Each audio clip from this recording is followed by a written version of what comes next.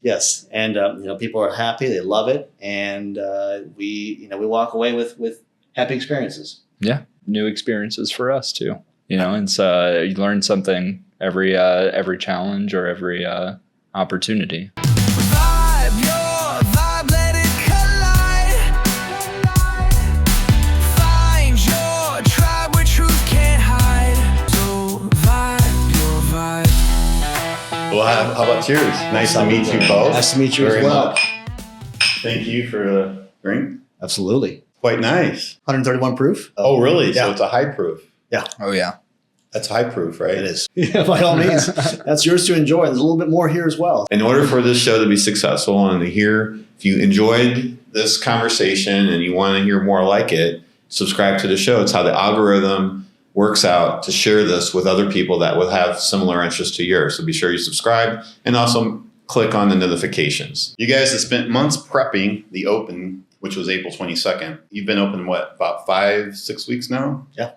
So you got real members walking through the doors. I'm just wondering, that's a lot different than it was during all the prep and construction and remodel that you had here. What surprised you most when people started actually showing up, coming to the club here, Clayton? We've been in construction now for close to 9 months, right? 9 months. 9 months. Wow. Yes. Well, from inception, right, from the lease once it was signed, through remediation, through construction, and then we start to build the team, right, and we start to see, Chef Patrick gets on board, and then we start building the team because now we're up to 70 staff. Oh, really? Give or take. Wow, that's nice. Right. So the transition between all of them and also chasing construction timelines and getting things on board with the city, right, and with the county has been a lot. So now to be able to get to a point where we actually have the doors open is just already fantastic in itself.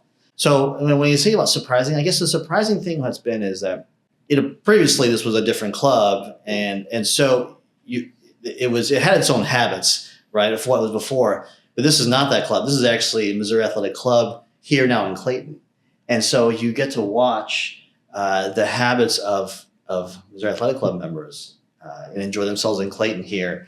And to use the space now, which I say it's just fun to watch even individuals who I've known in the past to visit the space before, now to reimagine it in a different method has been fantastic. Right, because you have a history here, right? You do, yes. So how long ago was that? That was about 2 years ago prior to this. And so, which was great because, like I said, you get to see the space in this whole different light. And in St. Louis is small. So you have a lot of people who have enjoyed it and gone to other clubs and enjoyed it, throughout the course history. So you find yourself now where they get to enjoy an old space in a new way, right? And to be able to see the view now again for many of those. And so there's a level of nostalgia for members. But there's others who have never been to the space before. And so there really gets to be this mix. Yeah, this new wonder of how to use a space and when I guess there's potentially members of the MAC that were also members. Exactly. Previously at St. Louis Club, is that what it was? Yes. And now it's MAC. But then there's also MAC members that have never actually even been to this space ever. Oh, so it's really fun to watch all that come together and see how members now are using the space. Before there was never any cigar club, and now there's a cigar lounge in the space. There's a co-working space as well too. So that was a really neat addition, like making it modern ideas. Very much so. And so you're finding that members are now using the space saying, oh, I'm not just gonna come in for one meal, right? I might just come in for a drink before I go to eat dinner. Now we have members who are starting off, at breakfast time, and then stepping away to the co-working space to open up their laptop and get some work done, and then meet a client at lunchtime, and then step away and get a little more work done in the lounge space, and then meet their buddies for happy hour at the bar, at the Herman Trophy Bar. And then afterwards, meet their spouse and go for dinner. No co-working space like this, is there? No. The only complaint I heard, though, is that, hey, where are your day beds? Because I want to be able to sleep overnight and really complete all 24 hours here. Yeah, well, maybe in the future, who knows? Yeah, exactly. Because you have rooms downtown, right? We do. You do have rooms downtown. I heard those are kind of nice. They are, and they're used a lot for weddings, and they're used a lot and especially for members who want to be able to go downtown and do, go to an event there. But then if you're going to have a good time, you don't want to have to drive back. Right. I also want to mention that we have a sponsor for the show. It's My wife is starting a soap business, and it's she's making soap in limited supplies. We have soap. If you're interested in a bar soap of Maya Soap, it's handcrafted soap, and you can send me a card with your address on it to Kirk Francis, Vibe Your Vibe, Maya Soap, 6586 Hypoluxo Road, Lake Worth, Florida, 33463, and that's Suite 101. Patrick, how was it different? You had the kitchen, you're prepping, trying to get ready for open. Then you're open. You've been open 5 weeks. For me, going from the planning stage and kind of dreaming everything up, like this is going to be the meat station. This is going to be the fish station. The butcher will be here. Every step along the way, it was just really cool to see kind of the dream with no people and the dream with no food and no walls at one point and, no completion at that point. Just kind of working through that was really cool to finally see this is the butchery station. That's the butcher. There's the fish. I've never experienced it quite like that. Kind of getting the opportunity to plan all that out. It was magical to watch. And then seeing the membership enjoy it and the community support it. It's an awesome experience. Yeah. So I'm not sure about Patrick, but I know you have 25 plus years, right, in this industry. Yes. Starting out, I know you put some time out in, was it Los Angeles? How many years have you been in the industry? Oh, man. My first job was fast food. And I started out 16 years old. Okay. And so, about 17 years, all food, all hospitality, and ranging everything from casino to hotel to private club to fine dining restaurant to Michelin restaurant, casual, fast casual, every facet, coffee, valet, banquet server, just everything that hospitality, pastry, all of it. Can you give me an example from just the past week from being open now for 5 weeks? What's one thing that maybe you haven't really talked about yet, but kind of a behind the scenes thing that kind of gives somebody a little peek behind the door, behind the curtain to understand what it's actually like for this place to be now open and what you guys are bringing to the table to make this all a reality? There's so many things that happen behind the scenes that if you don't see it, then that's great. So I guess you're asking us to spill the dirt here. That's what it is. This is an old building, so there are going to be some problems or some opportunities, say, right? That we look to fix. So sometimes plumbing is one of those things that you recognize it, but we have a great team, a great maintenance team as well, and we partner well. So as soon as it's recognized, their tools are in, we're tightening things up, figuring out what to do to make sure we prevent it. But sometimes that might shut down that station for a period of time while things are being worked on correctly. So, Chef Patrick's team is now scrambling to do all the prep work that's required for that day into a different space. But then once we open the doors and lunch is available, all of it's prepped and ready so that we can do full service there.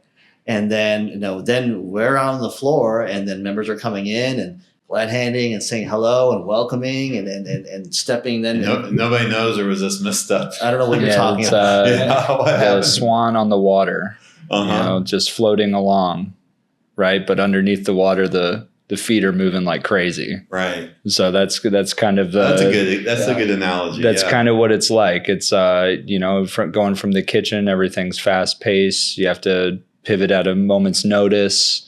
Equipment could be down, plumbing, whatever. The response to that, you just have to be able to pivot immediately. And then when it comes to the membership, hopefully nothing's changed. Right. Nobody even notices. Nobody notices. Okay. So you're just floating along.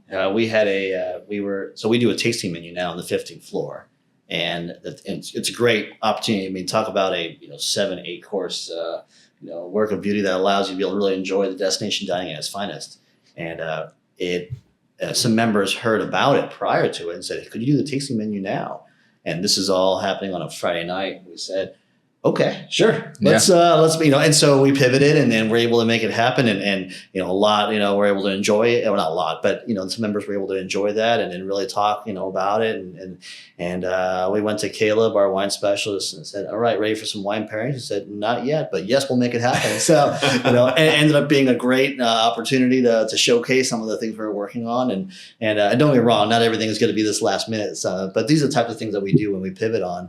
Right. And that you're able to do it. Mm-hmm. And I guess all of your experience that you've had just kind of got you conditioned to that. And yes. And, people are happy. They love it. And we walk away with happy experiences. Yeah. And new experiences for us too. And so you learn something every challenge or every opportunity. So, when you're talking about this old club that was here, one of the things that really struck me as you gave me the tour of it all was the mantle, because you said that was you left a lot that was here. You even have different furniture pieces and whatnot, and so I'm just curious, like, how did you decide what stayed and what needed to be updated? Was that your call, or who was making those decisions? Certainly, and I was able to help guide along. I mean, we partnered well with HOK, who was part of the design, and they're the ones that led the design of the new, the reimagining of the new club, and so. But it was important because we understood a lot of good feedback from members, both traditional and new alike, who were looking to make sure that it stayed as a club. Even though this is something new, because there aren't many clubs that start anew, these days, right? But was to make sure that we kept the feeling of St. Louis and the traditional part of St. Louis alive, while still making these thoughtful changes that made sure we stayed relevant in today's world of business. Right. So, like the co-working space as an example. Right. I'm guessing there wasn't anything like that previously. Not as purposeful as that, right? For sure. And so, or when you got the TV monitors with the HDMI hookups, I mean, it's wonderful. They got, I almost call them like a solo room, right? It's like 1-2 chairs maybe. Oh yeah, yes. The studio's in there, and you can do a studio Zoom call, shut the door. You got privacy, make your call. You're not disturbing anybody else. You got the open area, which it's just a really nice space. Well, appreciate it, and so I've got I had the privilege of using it already. Very nice. Well, and throughout that, but we want to make sure that we were able to keep not just keep the charm, but also preserve what we had. So when I pointed out to you on tour, look, there's the Pierre Leclerc bust, right? Pierre Leclerc is founder of St. Louis, right? Mm-hmm. And so to have that bust over the mantle, the fireplace on the 15th floor, that allows you to walk in. Then you look to the right side, and there's a brand new wine cellar, right, that is temperature controlled and provides all of the services that you need to make sure you can do fine dining. There's hutches that were preserved from before that are 19th century, 18th century type of pieces of furniture, which are great to have there. But then all along there, we have new windows and then new AV that's built in, which can be used when required or turned off and shut away, so you can just enjoy or just have art showing. Yeah. Right. And then you've still got the views. Everyone loves these views of overlooking Forest Park, right? Yeah. One of the things I got to see when I went on the tour was the kitchen, which was kind of blew me away because I used to work in a kitchen, and you've got all these amazing views. I'm just curious because I'm guessing most kitchen staffs really don't get to work in an environment like that. Very true. And so how does that change the energy in the kitchen, having, these amazing views that they're looking at? I think it's both the natural lighting and the views. It's calming. Mm-hmm. It's a look at perspective. It's not just a stainless box with fluorescent lights. And I think it improves the overall morale. I've only worked in a couple kitchens that had natural lighting in them, and both of them have been the most comfortable kitchens I've worked in. When you're in the kitchen all day long, it allows you to see outdoors and kind of have a better connection. I think psychologically that does a certain thing to people. And right. I think that's reflected in the overall atmosphere. I don't know what the feeling I would call it. My wife, unfortunately, works in the laboratory. Yeah. There's no windows. I think it might be maybe a little draining. Would that maybe be? Right. It's like kind of like computer screen all the time, like that kind of thing. It's just a little unnatural. Mhm. So I think it gives the opportunity to have just a little bit more life to it. Yeah. Especially, I'm guessing, I don't know, for her situation, sometimes she has to work long hours. And so literally she's going in to the laboratory and it's dark outside and she's coming out and it's dark outside. Yes. And so I guess maybe with that, what's it called? Circadian? Is that how you say it? Circadian rhythm. Rhythm. Yeah. So Yeah. you're not messing with being in that fluorescent Yes. box of a kitchen. You're not missing out on your rhythms. Does your kitchen staff work long hours like that, possibly? They usually, maybe not all the way like that, like sunrise to sundown. But there is the opportunity, which is very unique in the back of the kitchen, to watch the sunset by the pot sink. Oh, really? And just the other night, we had a lull in tickets, and we all took our time to go back and watch it.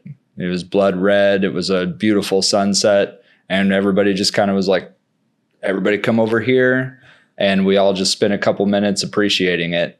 And that's very unique. That's really nice. Yeah, it definitely is. I spent years not even being able to see it from working dinner service. And so it's nice to have both. I'm still at work.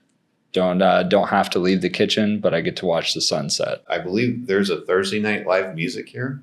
Well, we'll start this Thursday. So yes. So Yes, this Thursday there's a live music, Thursday. and is that followed up with a DJ or something? Yeah. We have a very talented musician, Jen Asia, who will be playing piano first from 7 to 9 o'clock in the 15th floor in the Forest Park room. So we'll need a company right during dinner and such. And then she turns into a DJ. She actually goes downstairs to the Herman Trophy Bar. And from 9 to 11 o'clock, she'll be playing, she'll be spinning the wheels down in the bar. And we'll be doing that every Thursday for the summer. At the very least. Is that something new for the Missouri Athletic Club? Like a DJ night, or did they do that downtown or out in DePere? She's played in other. No, the DJ. Yeah, the DJ. Yeah, she has DJ'd in other MACs. Okay. Here. This is something. I guess it is new. We wanted to provide some live music. We had that beautiful piano on the 15th floor. Right. And so what better way to provide a little bit of live entertainment, right? And then to use what we have and then kick it up a notch when we get downstairs. So yeah, imagine that probably brings in a bit of a younger crowd. it's a good crowd that we have. Okay, So yeah, cool. definitely worth celebrating. And our little tour, I got to find out that I don't know, are you from Sykeston, or you kind of spent a lot of years in Sykeston? It's a little mixed. So I moved to Sykeston when I was 9 years old. And so I went to high school, Cape Girardeau, and lived down there until I was 21. And then I moved back to St. Louis area. We prior to Sykeston, we were in Imperial. But yeah, Southeast Missouri. So I'm just curious, is there any Southeast Missouri that somehow wiggles its way into the menu? Oh man, if I could put Jay's fried chicken on the menu, I would. But no, not as much. I think for better or worse, kind of the lack of the food landscape down there kind of drove my interest. Oh, really? Interesting. Kind of growing up down there, there's only a handful of restaurants and only a handful that aren't chains. Right. And so when I kind of started traveling up to St. Louis and everything and seeing these nice restaurants and fine dining and all this, it was a whole nother world. And I didn't know what any of that was about. Distinctly remember that I did not see a chef coat until I was in my 20s.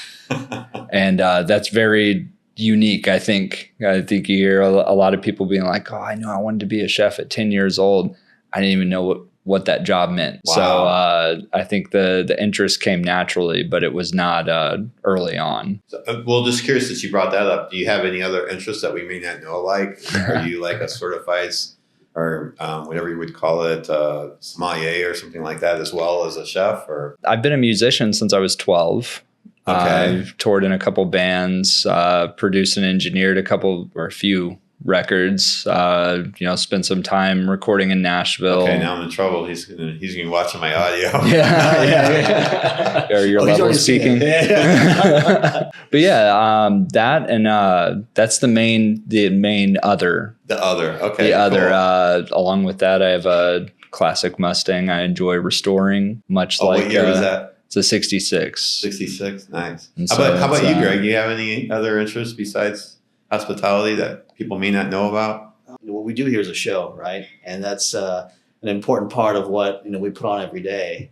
And that extended, that before this became a career, I too was a drummer. Oh, really? Band. Man, we toured got a around couple the of country. musicians here. Yeah, so we're gonna start a band here real soon. I think. Yeah, we're looking for some bass players, and we'll have a good time with it. But you find a lot of commonality between the show that you put on stage and what we do here as well. A little less plumbing issues, Yes. but you'll find it's still fun nonetheless, and what an audience, right? That you work for. I think you told me 800 plus members here coming in regularly. And then you guys have your own ideas. I'm just curious, like, where do you two agree and disagree, and how do you work that out? Like your vision for the menu and what you're doing for the members here. As far as disagree, at this point, I think we're kind of on the same page, and that is that we're here for the members and we're here for the community.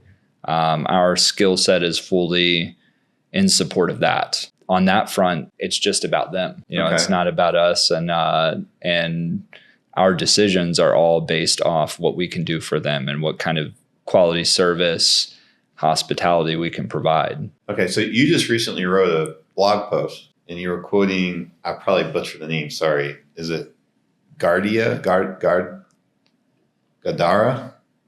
Will Gadara. Yeah. Yes. That's it. And he said, it was interesting. I thought it was interesting. Hospitality is a dialogue, not a monologue. It very much is. So it's a dialogue, and you've got 800 plus members. How do you manage that? Because there's a lot of people. I'm just curious. Yeah, well, is that like you have a superpower or something? Well, the superpower is listening. Talk about Will Gadara. Will Gadara had number one restaurant, was it 2008? Mm-hmm. It was at 11 Madison Park. And that's number one in the world. And so his book, Unreasonable Hospitality, talked about what it took to not just to do that, but to inspire the team that you have to singularly focus on what is most important, which is the guest experience. And there's no better place to be able to actually apply that than to clubs, because of the there's resources, but you also have a group of guests or members, right, that have an emotional equity into their experience, but also into the success of what we do. It extends not just to, of course, we talk about making sure every opportunity is there and we were able to knock it out of the park. But when you look at this from a more strategic point of view, you have members who continue to come here, day over day, year over year. And in fact, at this point where we're seeing second, third generations of people who are part of the club and want to be a part of that experience.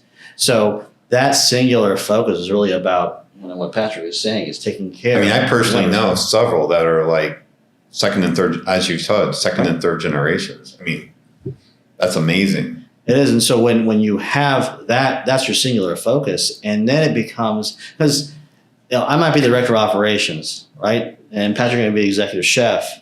But we're not we may be able to speak with members, but we're not the ones that actually take care of the members for whether it's a drink, for half an hour, whether it's a full experience, a dining experience for 2.5 to 3 hours on the 15th floor. Those are the staff that we have. So it's important that we provide that vision and provide the support they need to do their job well, and for them to do it, because it needs to be genuine in order for this to be done right.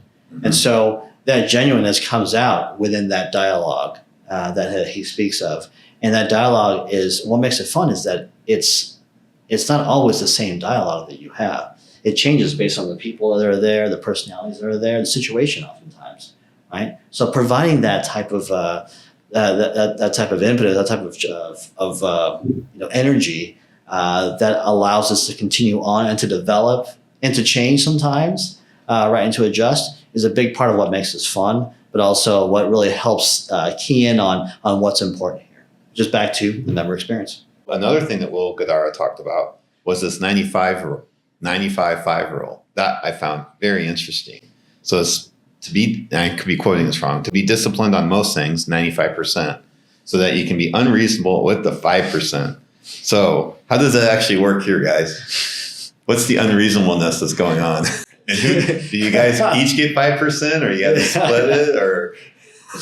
it's, it's because sometimes when you talk about unreasonable hospitality, you think about, how you go above and beyond to make it. Like the tasting menu. That tasting menu, for instance, if you were to actually price that to be reasonable, it would be much more expensive than what it is right now, right? But we actually priced it to be something that it should be something that, I'm ready to do that, right? I want to be able to just, enjoy that, but also have some great wine to go along with that. And so it's and it's not just about pricing, but it's also about making it approachable so that it should just be a yes. It should be easy to come and enjoy, right? Mm-hmm. To come and enjoy this. So, but at the same time, you're still running a business. We can't just be frivolous with what you do and just say, it's just for the member experience, right? And so that's what Will Vidara talked about if you're really watching what you do and being we're business owners in many ways, right? We need to make sure we're being responsible with the money, right? But that if you do that so well with 95% of your business, that allows you then to say, what is that big, like for instance, if it's a tasting menu, what's that big, amazing wine pairing? Like, instead of a Chardonnay or a New World Chardonnay for this particular wine pairing, it might be a, Chacham Montrachet, right? Or a Batard Montrachet, right? That's usually above and beyond what you would normally see at a pairing. But there's an excitement, right, to that where it's like, whoa, that is unreasonable. And that's, but it's amazing. So that's what he means by the unreasonable. Oh yeah. There's a Peking duck dish that you've got, right? And I mean, what did you do? You rested on the crown? Roasted on the crown. Well, first it's dry age, roasted on the crown, carve it on the order. It comes with dumplings that have a farce of duck breast and a little bit of foie gras from Hudson Valley in there. And then some nice cherries with kirsch. And it's that probably tastes amazing. I had how do you say foie gras. I had my first experience with that this past fall in France. Yes, that's the perfect place to try it. Our it. chauffeur was like, you have to have it and you have to go to this restaurant. Well, you've got to come back and try this too. It's amazing. It's like it's phenomenal. And those are the types of things that we get a chance to be able to present to the membership and duck sometimes may not be quite as popular as a fillet or whatnot, but they really have it on there and to showcase the way it is just through the roof. I wanted to say, you're the director of operations, and I guess you report to the board, or I report to Chip. You report to Chip. Okay. He's the general manager of all three clubhouses. Yes. And Patrick's runs the kitchen, and he reports to who? He reports to you. Yes. Okay. And then you've got the 800 members. How do you deal with the tension and all of that? You're seeing it right here. No, I'm just kidding. No, it's Patrick has been. I mean, we talk about a collaborative team that we have here, and that's really what's been amazing about this because like you mentioned, about 70 people that work under us, and it's kind of having a singular idea in mind. It doesn't mean that everyone just follows along with the idea, but it's also making sure there's a healthy place that we can talk. I don't agree with that. I think this would be a way, and then we have a chance to talk. Why do you think that? Sometimes it might be a situation that makes a different decision over here. Oh, really? And I'll tell you, the 800 members, by the way, it's not just 800, it's also 800 plus their spouses or partners too, right? So it doubles up. But you know what's harder than hearing a constructive feedback is to not hear it at all. When you don't hear it, then you're like, something's wrong. Right. And then either should be bad or really good. Or this crickets is like, oh my goodness. Right. And so to be able to, it's I guess, would you say it's average then, or which is not good? Right. It's like if it's really bad, you're gonna hear about somebody's dining and they're like, it's fine. Yeah, it's all right. And that's all they would say, which thankfully that hasn't happened to us. But if that's it, then something's really wrong. Now, if they offer input, they're on your team, and the members are a part of the team as well in that respect. And I heard kind of a good definition of a team a while back, and I apologize, I don't know who to attribute the quote to, but a team is a group of people with a single goal in mind. And when you talk about all the different directions, that's the most important thing. So if the members are giving feedback, if say Chip has a direction he would like to go and I had a different one and Greg had a different one, the goal is still the same. And that's where the kind of mediation goes. I wouldn't say compromise because it's not compromising in a certain sense. You're not losing anything because you all have the same goal. Moving towards the same goal, yeah, which you're is wanting the same goal. Excellent. I mean, I guess service. it comes down to leadership. I mean, you've got 70 people. That's an amazing group of people that you're having to lead through all of this. Yeah. All hired for Missouri Athletic Clayton as well. So at least the overwhelming majority. Oh, that was actually a question that I had. That was a former question I had that didn't make the list. Because you've had only 9 months to prep all this, and I don't know what your hiring schedule was. How did you get through all of this? 70 people that you had to bring on board. How did you decide? Like back to the Gadara, he mentioned something about somebody chasing after a scarf or something. There was a quote. Was that you that quoted that, or is that in the book? It might have been in the book. Might have been in the book, but he's like, that's the guy I want. The one that goes and grabs a scarf and chasing after the patron. But that's the attitude you want, right? Right. And you had 70 people. You got to have some, like, how do you filter out that? Because you probably didn't have a lot of time. You can't sit there and have a 3-hour conversation with these folks. Well, we've been very fortunate to be able to get a bit ahead of it. I know personally myself, before Patrick jumped on board, I was able to talk with several people here within the industry, because you hear about the palpable excitement that members had about MSC Clayton coming on board. There was the same level of excitement in the industry here as well. Oh, really? In the hospitality industry? Hospitality, certainly. Okay. So we have... So it's a draw. Yeah. I mean, Adam Brewer, was someone I worked with before, who's our F&B director. We have Todd Stringer, who also came, from a previous club and is our fine dining food and beverage manager. We have Bobby Mitchell, who's an excellent lead bartender, coming from like Veritas and Ritz-Carlton as well too. There's just a number of people all who have come. Joe Polizzi, who came from Dominic's. He's funny. I think he knows more members than I do, and it's the first time he's been a member. I've been into a club. So Leela Marks as well is fantastic, coming from St. Louis Country Club. So there's just this, and I can't. There's a lot of people. I mean, in fact, you've got several chefs that worked from the niche food group, right? Mm-hmm. We have Suji Shaw. She was the executive pastry chef and the executive chef of Bowood, and then ran the commissary kitchen for Niche. And then we have Brandon Oker, who is the executive chef across the street at Pastaria. And we have James Clark, who spent, 17 years in New York City. And he's originally from Wildwood. Oh, okay. And everything timed up perfectly for everybody. Because you have like an all-star team. Absolutely. Yeah. It's a dream to be in this position with that team supporting me. I wouldn't say it's not that it's overall easier. It's just the amount of input and the amount of experience that everybody brings to the table. And in some respects, yes, it's easier because everybody has ownership of everything and they have so much experience that we all know what the goal is. We all know what we're trying to do, but collaborating on dishes is so much fun with these guys. You've got 25 plus years. He's got 17 plus years. What keeps you both motivated? It's evolution. Honestly, it's just always trying to do better, always trying to see what the next thing is and how can we push it forward. I think for me, it's the lack of a ceiling in this industry. You can take this so far. And there's so much you can do with guest experience, dining experiences, dishes, kitchen operations. It never ends. And it's a never ending challenge. And for me, I am in line with that. If it was stagnant, that's probably not something I would be enjoying doing. And to come and enjoy it, to be a place that it does require you to understand how the business runs. And this industry is an interesting place right now.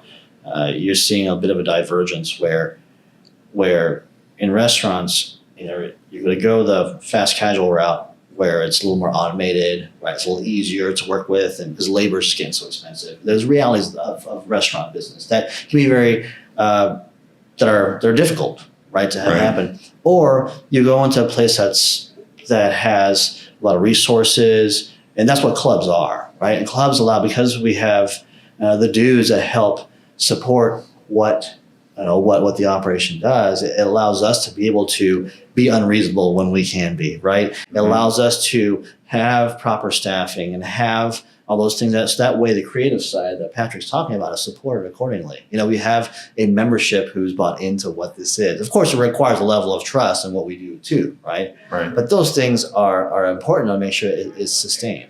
And that's what I love about seeing this, is that to take the creativity and the experience from what we have here, as well as the team. And I'm sure we've missed a few people here as well when we talk about this team that we have here. But you talk about how that collaborative approach to what we're providing the service and providing the hospitality here really comes into play and can be sustained by having a place like a club that can allow you to have it continuously be made.